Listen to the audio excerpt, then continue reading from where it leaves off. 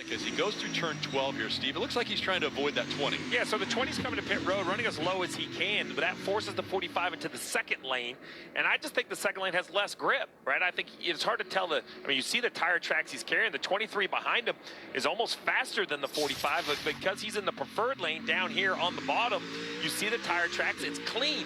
That's going to be interesting because remember, the restart zone for these races are between turn 11 and turn 12. It's before you get on the front stretch.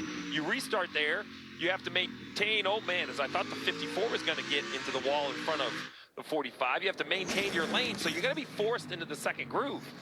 So while the track is improving in the preferred lane, offline is definitely dirty and low on grip. Ty Gibbs, another one of those drivers doing double duty.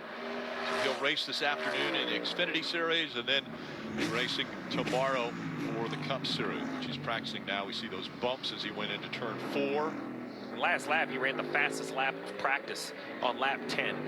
So, pushing that limit, he obviously found it into turn 1 with that lockup.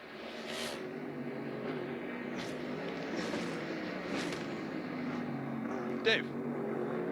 So, Steve, you mentioned the turn 1 lockup. They told Ty Gibbs that he was not braking deep enough as a couple of cars that were getting better into turn 1 and into turn 6. He's navigated them both well, but you can see he was really pushing a little bit harder there.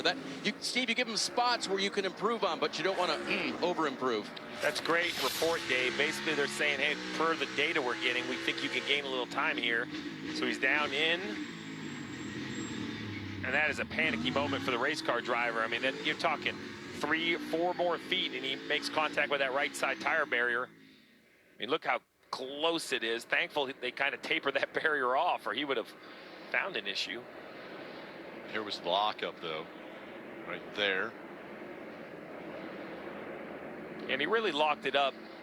That's when you start to see that tire smoke. That's actually when you want to start getting off the brakes. The reason it locked up is because he was carrying too much speed, as we see. Big moment with the back of the 51. Why you see that tire lock up is because he's still on the brakes, hoping he slows down enough to make the corner. And that turn 1, that's where we saw Kevin Harvick a year ago get into the wall there. So now we're back down, heading towards turn 6. Mike Bagley, that was Calamity Corner a year ago in the wet. It was, and we're looking for it again this weekend, although it'll be interesting to see if it's as eventful as it was last year in the dry. Ty Gibbs, Bubba Wallace, everybody trying to get to the end of this practice session. Here's Bubba now, heading down the hill into turn 7 with Austin Cindric in the 2 in hot pursuit. Great shot of the 2 car coming downhill, bouncing off of those bumps. That's how rough the racetrack is. Practice coming to a close. Drivers still trying to find everything that there is. Only 20 minutes of practice. A very unique racetrack. Is very limited amount of time. There is a lot left on the racetrack. There is almost no driver that feels like they hit their laps perfect. They have a little bit of a break, then they can go try to apply it in qualifying. Rick, I'm going to say Bubba Wallace. He's hard on himself at the road courses. 3rd on 5-lap average. That whole practice looked in control, running some great laps. Burton had mentioned drivers trying to find things. How about Alex Bowman trying to find his first win?